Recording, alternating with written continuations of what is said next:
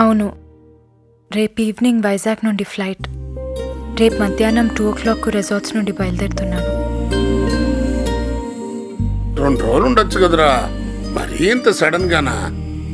Sudden గా కాదు uncle, వచ్చిన రోజే చెప్పాను కదా సాటర్డే వెళ్తానని. ఏంటోనమ్మా బాధగా ఉంది.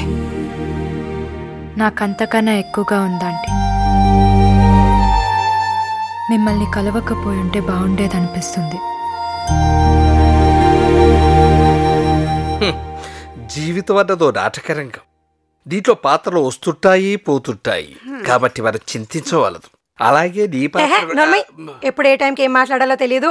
నువ్వు మాట్లాడవచ్చు. రేపు ఎన్నింటికన్నావురా? 2ంటికి కదా. మేమందరం రేపు టెంపుల్కి జాతరకు వస్తున్నాం. మేము దగ్గరుండి పంపిస్తాం, సరేనా? వస్తాను. బాయ్.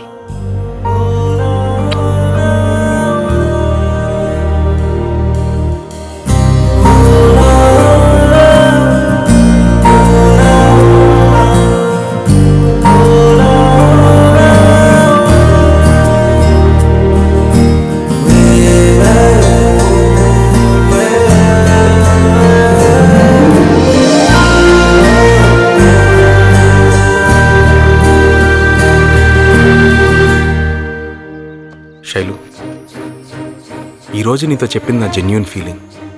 మొట్టమొదటిసారి నేను చూసినప్పుడు నాలో కలిగిన ఫీలింగ్. ఈరోజు నువ్వు వెళ్ళిపోతే జీవితంలో మళ్ళీ మనం కలుస్తాం లేదో నాకు తెలియదు. అందుకే చెప్పేశాను. నీకు ఒకటి మాత్రం ప్రామిస్ చేయగలను శైలు, ఈ 4 రోజులు నువ్వు ఎంత ఆనందంగా ఉన్నావో ఆ ఆనందాన్ని నీకు జీవితాంతం అందిస్తాను. నా ప్రాణం ఉన్నంత వరకు ఆనందంతో వచ్చే కన్నీటి పుట్ట తప్ప దుఃఖంతో ఒక్క కన్నీటి చుక్క కూడా నీ కంటి నుండి రానివ్వనని ప్రామిస్ చేస్తున్నాను.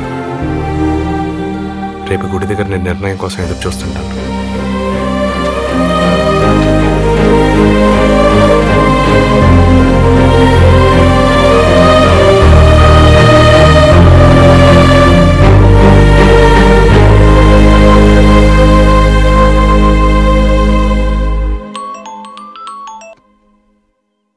Daddy, sorry sorry sorry sorry రా.